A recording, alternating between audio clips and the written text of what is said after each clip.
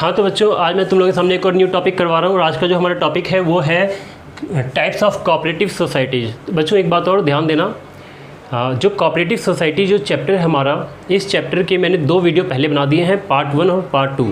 तो तुम लोग क्या करना, प्लेलिस्ट में जाकर ढूंढ लेना, पार्ट 1 तुम्हें मिल जाएगा, पार्ट 2 मिल जाएगा, और जो तीसरा पार्ट है इसको समझने के लिए पहले के 2 पार्ट देखने बहुत ज़रूरी हैं। तो बच्चों आज स्टार्ट करते हैं टाइप्स ऑफ कोऑपरेटिव सोसाइटी। तुम्हारे सिलेबस में 6 तरह की कोऑपरेटिव सोसाइटी दे रखे हैं, बाकी जो कोऑपरेटिव सोसाइटी इससे ज़्यादा भी हो सकते हैं। तो जो तुम्हारे सिलेबस में दे रखे हैं मैं उनको एक बार थोड़ा समझा दूं कि कौन कौन से हैं। इसमें है सबसे पहले नंबर पे आता है consumer cooperative societies, second number पे है प्रोड्यूसर कोऑपरेटिव सोसाइटीज़, तीसरे पे है कोऑपरेटिव मार्केटिंग सोसाइटीज़, फिर चौथे पे है कोऑपरेटिव क्रेडिट सोसाइटीज़, फिर उसके बाद है कोऑपरेटिव फार्मिंग सोसाइटीज़, और फिर उसके बाद है कोऑपरेटिव हाउसिंग सोसाइटीज़। तो बच्चों 6 है टोटल, और 6 के 6 आज की क्लास में समझाना पॉसिबल नहीं होगा। तो मैं कोशिश करूंगा कि आज की क्लास में कम से कम 2 समझा दूं और 2 के 3 पार्ट बना दूं, ठीक है। तो एक क्लास में 2, फिर एक क्लास में 2, फिर एक क्लास में 2। तो बच्चों स्टार्ट करते हैं समझना। सबसे पहले आज का जो हमारा टॉपिक है वो है टाइप्स ऑफ कोऑपरेटिव सोसाइटी। आज मैं तुम्हें समझाऊँगा सबसे पहले कंज्यूमर्स कोऑपरेटिव सोसाइटी क्या होता है। तो बच्चों कंज्यूमर कोऑपरेटिव सोसाइटी से को समझने से पहले क्या करते हैं, डायग्राम को थोड़ा अच्छे से समझते हैं। बच्चों एक फैक्ट्री है, फैक्ट्री में जो प्रोड्यूसर है, मान लो किसी चीज़ को प्रोड्यूस करता है और ये उसको 100 रुपये का पड़ता है, मतलब कि प्रॉफिट लेके इसको फैक्ट्री के अंदर 100 रुपये का पड़ता है, और फैक्ट्री में जो प्रोडक्शन करता है इसे हम बोलते हैं प्रोड्यूसर, ठीक है। तो प्रोड्यूसर को कोई प्रोडक्ट 100 रुपये का पड़ता है, प्रोड्यूसर से होलसेलर खरीदता है। मान लो ये होलसेलर है, होलसेलर खरीदेगा और होलसेलर इसको 100 रुपये में खरीदेगा, लेकिन क्या करेगा, ये 100 रुपये में खरीदने के बाद, ठीक है, ये उसमें 20 रुपये का अपना प्रॉफिट ऐड कर देगा, ठीक है। 20 रुपये प्रॉफिट ऐड करने के बाद ये इसको बेच देगा 120 रुपये में, ठीक है। तो बच्चों यानी कि इसने 100 का खरीदा, 20 रुपये प्रॉफिट ऐड कर दिया, और 20 रुपये प्रॉफिट ऐड करने के बाद इसको बेचा 120 रुपये में। अब ये क्या करेगा, किसको बेचेगा, डिस्ट्रीब्यूटर को। डिस्ट्रीब्यूटर क्या करेगा, इसमें अपना 30 रुपये का मान लो प्रॉफिट ऐड कर देता है, और 30 रुपये प्रॉफिट ऐड करने के बाद इसकी यानी कि इसके लिए वैल्यू हो जाती है 130 रुपये, यानी इसने 130 नहीं 150, ठीक है।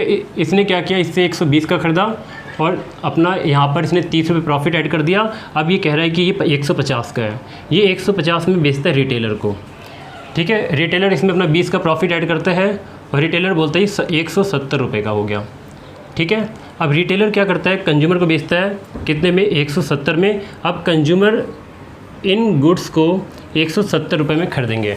बच्चों फिर से समझो, प्रोड्यूसर ने बनाया 100 रुपये का प्रॉफिट लेके, प्रोड्यूसर ने जब इसको बेचा तो इसने 100 रुपये का खरीदा, 20 रुपये प्रॉफिट ऐड करके 120 कह रहा है कि अब 120 का हो गया ये। अब ये क्या करेगा, इसको बेचेगा 120 का, और इसने अपना 30 रुपये प्रॉफिट ऐड करके इसके लिए हो गया 150 का। अब इसने क्या किया, 150 का इसको बेचा, इसने अपना 20 का प्रॉफिट ऐड कर लिया, अब इसके लिए हो गया 170 का। अब ये कंज्यूमर को 170 में बेचेगा। तो बच्चों यहाँ पर एक चीज़ देखो, तो कंज्यूमर को कहीं ना कहीं नुकसान हो रहा है, वो भी छोटा मोटा नुकसान नहीं हो रहा, काफ़ी बड़ा नुकसान हो रहा है, क्योंकि बीच में कंज्यूमर का पैसा खाने वाले बैठे हैं। कंज्यूमर का पैसा रिटेलर खाता है, कंज्यूमर का पैसा डिस्ट्रीब्यूटर खाता है, कंज्यूमर का पैसा होलसेलर खाता है। बच्चों बीच में कई लोग पैसे खा रहे हैं, यानी अल्टीमेट बर्डन पड़ रहा है किसके ऊपर, कंज्यूमर के ऊपर। तो बच्चों कंज्यूमर की हालत तो बहुत बुरी हो रखी है, ठीक है, कंज्यूमर की हालत काफ़ी ज़्यादा बुरी हो रखी है। अब ये जो कंज्यूमर है, नॉर्मल सी बात है कि अगर ये गरीब हुआ तो इसके ऊपर ज़्यादा फ़र्क पड़ेगा इसको, अगर ये अमीर है तो ज़्यादा फ़र्क तो नहीं पड़ेगा, लेकिन अगर ये गरीब हुआ तो इसके ऊपर बहुत फ़र्क पड़ेगा, क्योंकि गुड्स आते आते एक लंबी चैन के द्वारा आती है, यहाँ से यहाँ, फिर यहाँ, फिर यहाँ, फिर यहाँ, एक लंबी चैन होती है। तो बच्चों इस चीज़ से बचने के लिए सारे के सारे जो कंज्यूमर्स थे, इन्होंने डिसाइड किया कि हम अपनी एक कोऑपरेटिव सोसाइटी बनाएंगे। मान लो कि इन्होंने एक कोऑपरेटिव सोसाइटी बना ली, ठीक है, ये इनकी एक कोऑपरेटिव सोसाइटी बन गई। कोऑपरेटिव सोसाइटी के लिए मैं एक शॉर्ट फॉर्म यूज़ करता हूँ CS। इन्होंने एक कोऑपरेटिव सोसाइटी बना ली बच्चों। अब कोऑपरेटिव सोसाइटी बनाने के बाद इन्होंने क्या किया, इसके मेंबर्स बना लिए, यानी कि ये इसका मेंबर बन गया, ये भी मेंबर बन गया, ये सब के सब इसके मेंबर्स बन गए, ठीक है। अब ये सब क्या हुए, इस कोऑपरेटिव सोसाइटी के मेंबर बन गए, और ये एक कोऑपरेटिव सोसाइटी है, ठीक है।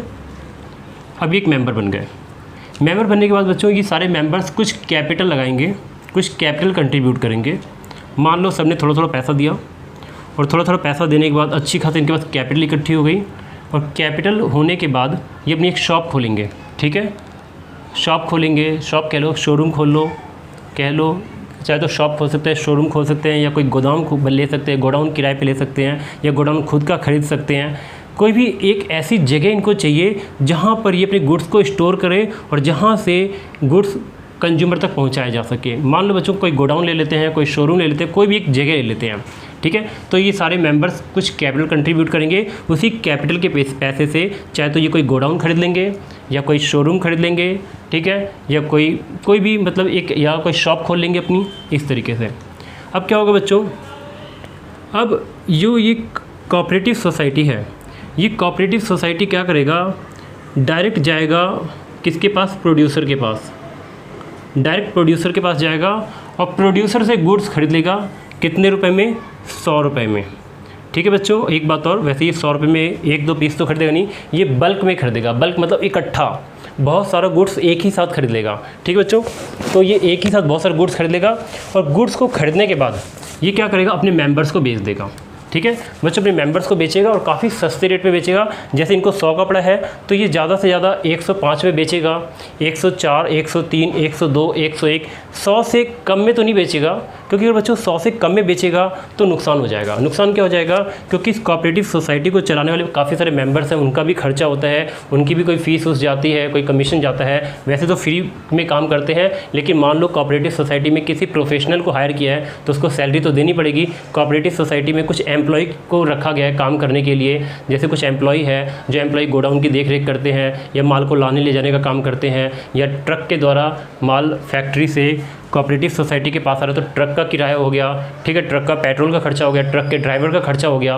तो बच्चों कई तरह के खर्चे भी बैठते हैं उनके, तो कोऑपरेटिव सोसाइटी के कई सारे खर्चे हैं। अब कोऑपरेटिव सोसाइटी ने क्या किया, वहाँ से कोई सामान खरीदा और इसको 100 रुपये का पड़ा। बीच में क्या हो बच्चों, रिटेलर ख़त्म हो गया, रिटेलर एक मिडल मैन है, डिस्ट्रीब्यूटर ख़त्म हो गया, ये भी एक मिडल मैन है, होलसेलर ख़त्म हो गया, ये भी एक मिडल मैन है। यहाँ पे कोऑपरेटिव सोसाइटी ने डायरेक्ट खरीदा 100 का, अब अपने कंज्यूमर को बेचेगा, थोड़ा सा तो प्रॉफिट ऐड करना ही पड़ेगा ताकि अपनी कॉस्ट को रिकवर कर पाए। तो अब ये क्या करेगा, अपने मेंबर्स को गुड्स बेचना स्टार्ट कर देगा। मान लो 100 का है तो ये अपने मेंबर्स को कितने में बेचता है, 105 रुपये में। ठीक है बच्चों, अब यहाँ पर क्या है, देखा जाए तो कंज्यूमर को फ़ायदा हो रहा है। कंज्यूमर पहले 170 का ख़रीदता था, अब कंज्यूमर को 105 रुपये का पड़ रहा है ये सामान, तो कंज्यूमर को भी 65 रुपये का फ़ायदा हुआ। ठीक है बच्चों, और जो ये 5 रुपये एक्स्ट्रा कोऑपरेटिव सोसाइटी ले रहा है, ये अपने कॉस्ट, अपने खर्चे, डेली के खर्चे पूरे करने के लिए ले रहा है, इतना बनता भी है। ये प्रॉफिट उसमें कुछ ऐड नहीं कर रहा है, बस कॉस्ट को रिकवर कर रहा है। तो बच्चों यहाँ तक तो तुम्हें समझ में आ गया होगा कि कोऑपरेटिव सोसाइटी, जो कंज्यूमर कोऑपरेटिव सोसाइटी है, ये क्या होती है और ये क्यों बनाई जाती है। तो बच्चों इसका बनाने का मैंने पर्पज़ बता दिया है। मेन पर्पज़ इसका मिडल मैन को बीच से हटाना। ये मिडल मैन हो गए सारे के सारे। मिडल मैन मतलब जो बीच में पैसा खाते हैं, हिंदी में इसको मध्यस्थ बोलते हैं, इनको हटाने के लिए किया जाता है।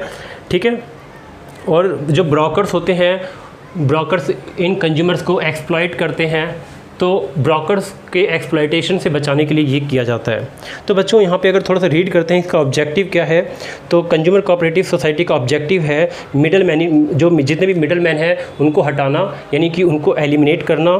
दूसरा, कंज्यूमर के पास गुड्स की कमी ना हो, कंज्यूमर को लगातार गुड्स, कांस्टेंट गुड्स की सप्लाई मिलती रहे। तो ये क्या करते हैं, एक ही बार बल्क में माल खरीद लेते हैं और कंज्यूमर को लगातार गुड्स की सप्लाई करते रहते हैं। और इसका एक और ऑब्जेक्टिव है बच्चों कि कंज्यूमर को हाई क्वालिटी के गुड्स मिले और रीजनेबल प्राइस में मिले। हाई क्वालिटी मतलब अच्छी क्वालिटी के गुड्स कंज्यूमर को सस्ते प्राइस पे, कम प्राइस पे मिल जाए। ठीक है बच्चों, तो ये तो था कंज्यूमर कोऑपरेटिव सोसाइटी। ठीक है, इसके फंक्शंस तो तुम्हें बता ही रखे मैंने, ये क्या काम करता है। ये मतलब क्या करता है, बल्क में फैक्ट्री या प्रोड्यूसर से माल खरीदता है और सीधा उसको कंज्यूमर में को बेचता है। अब बात यहाँ पर आती है कि गुड्स कौन कौन खरीद सकता है। तो बच्चों कंज्यूमर कोऑपरेटिव सोसाइटी के अंदर, जैसे कंज्यूमर कोऑपरेटिव सोसाइटी है और ये सारे कंज्यूमर्स इसके मेंबर हैं, तो मेंबर भी खरीद सकते हैं और नॉन मेंबर भी यहाँ से सामान खरीद सकता है। ज़रूरी नहीं है कि कंज्यूमर कोऑपरेटिव सोसाइटी से सिर्फ मेंबर ही सामान खरीदें, जो नॉन मेंबर होते हैं वो भी सामान खरीद सकते हैं। ठीक है बच्चों। लेकिन अगर कभी गुड्स की शॉर्टेज हो जाती है, गुड्स की कभी कमी पड़ जाती है, तो बच्चों अगर कभी भी गुड्स की कमी पड़ जाएगी तो पहले मेंबर को प्रेफर किया जाएगा, नॉन मेंबर को बाद में प्रेफर किया जाएगा। मान लो कि ये कोई कोऑपरेटिव सोसाइटी, यहाँ पे बहुत सारा गुड्स पड़ा हुआ है, ठीक है। अब क्या होता है कि गुड्स की शॉर्टेज आ गई है, अब नॉन मेंबर और मेंबर दोनों खरीदने के लिए आए हैं, तो पहले मेंबर को दिया जाएगा, नॉन मेंबर को बाद में दिया जाएगा, ठीक है बच्चों। तो बस यही था। हाँ, लास्ट में क्या होता है, अगर इनको कभी कभार कोऑपरेटिव सोसाइटी को प्रॉफिट हो गया तो बच्चों प्रॉफिट भी हो सकता है, क्योंकि 5 रुपये एक्स्ट्रा ले रहे हैं, तो क्या पता थोड़ा बहुत पैसा बच जाए इनके पास। तो अगर कोऑपरेटिव सोसाइटी को प्रॉफिट हो जाता है तो प्रॉफिट्स को मेंबर्स के बीच में बांट दिया जाता है। किस बेसिस पे बांटा जाता है बच्चों? परचेज की बेसिस पे, ठीक है। किसने कितने का परचेज किया है, मान लो इसने पूरे महीने में 50,000 का परचेज किया है, इसने पूरे महीने में 30,000 का परचेज किया है, इसने पूरे महीने में 20,000 का परचेज किया है, तो जिसने ज़्यादा परचेज किया है उसको ज़्यादा प्रॉफिट दे दिया जाएगा, जिसने कम परचेज किया है उसको कम प्रॉफिट दिया जाएगा। एक तो तरीका ये भी होता है बच्चों, और इन्वेस्टमेंट के बेस पे भी प्रॉफिट को बांटा जा सकता है कि कौन से मेंबर ने कितना ज़्यादा इन्वेस्टमेंट किया है, उसके बेसिस पे भी प्रॉफिट को बांटा जा सकता है, ठीक है बच्चों। तो ये टॉपिक तो हमारा हो गया एंड कंज्यूमर कोऑपरेटिव सोसाइटी। लेकिन टाइम कम है तो मैं तुम्हें थोड़ा सा और समझा दूं, एक ही समझा देता हूँ। कौन सा? प्रोड्यूसर कोऑपरेटिव सोसाइटी, ठीक है। तो प्रोड्यूसर कोऑपरेटिव सोसाइटी क्या होता है, इसको मिटा दूं, 1 मिनट।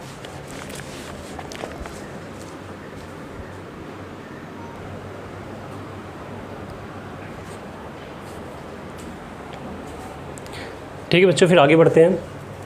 तो अब थोड़ा सा डेफिनेशन पढ़ लेते हैं कि कंज्यूमर कोऑपरेटिव सोसाइटी क्या है, उसके बाद मैं समझाऊंगा प्रोड्यूसर कोऑपरेटिव सोसाइटी के बारे में।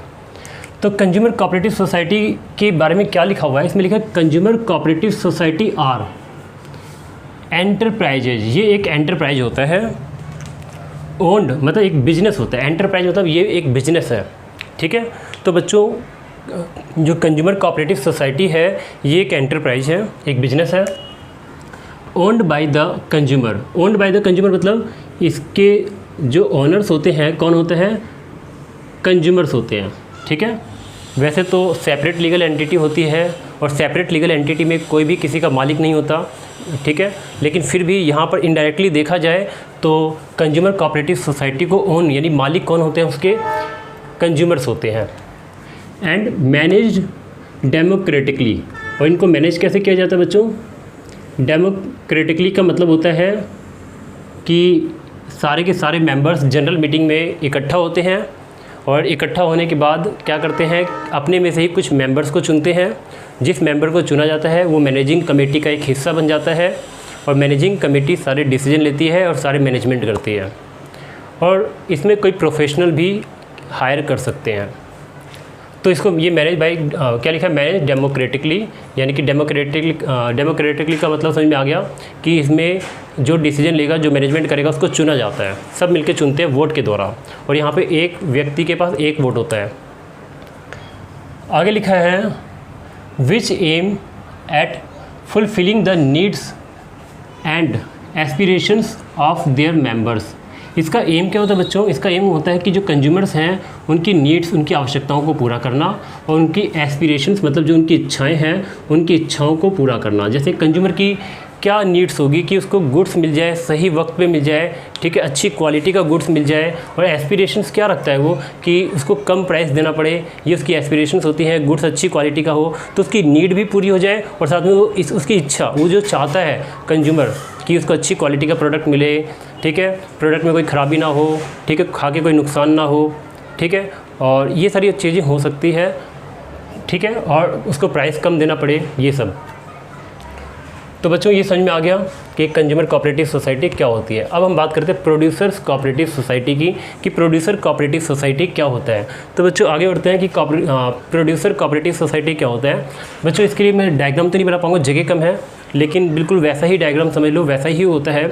यहाँ पर छोटे छोटे प्रोड्यूसर्स इकट्ठा होते हैं, बहुत ही छोटे छोटे प्रोड्यूसर्स होते हैं जिनकी फाइनेंशियल कंडीशन अच्छी नहीं होती, ठीक है, जिनको रॉ मटेरियल खरीदने में भी दिक्कतें आती है। अब ये रॉ मटेरियल खरीदने में दिक्कत कैसे आती है, इस बात को थोड़ा अच्छे से समझते हैं। देखो बच्चों, जो बड़े प्रोड्यूसर्स होते हैं वो बहुत ही ज़्यादा बल्क में रॉ मटेरियल को परचेज कर लेते हैं। बल्क मतलब इकट्ठा बहुत सारा मटेरियल परचेज करके रख लेते हैं, तो उनको हैवी डिस्काउंट मिल जाता है। हैवी डिस्काउंट मिलने से उनकी कॉस्ट कम आती है, कॉस्ट कम आने से वो कम रेट पे बेचते हैं, तो उनको फ़ायदा मिलता है। और जो छोटे छोटे प्रोड्यूसर्स होते हैं ये थोड़ी थोड़ी क्वांटिटी में गुड्स को खरीदते हैं, और जब वो थोड़ी थोड़ी क्वांटिटी में गुड्स को खरीदते हैं तो इनको डिस्काउंट का फ़ायदा नहीं मिल पाता, जिससे इनका जो कॉस्ट होता है वो ज़्यादा आता है और इनका प्रोडक्ट महंगा पड़ता है, तो इनको अपनी सेलिंग में भी बहुत दिक्कतें आती हैं।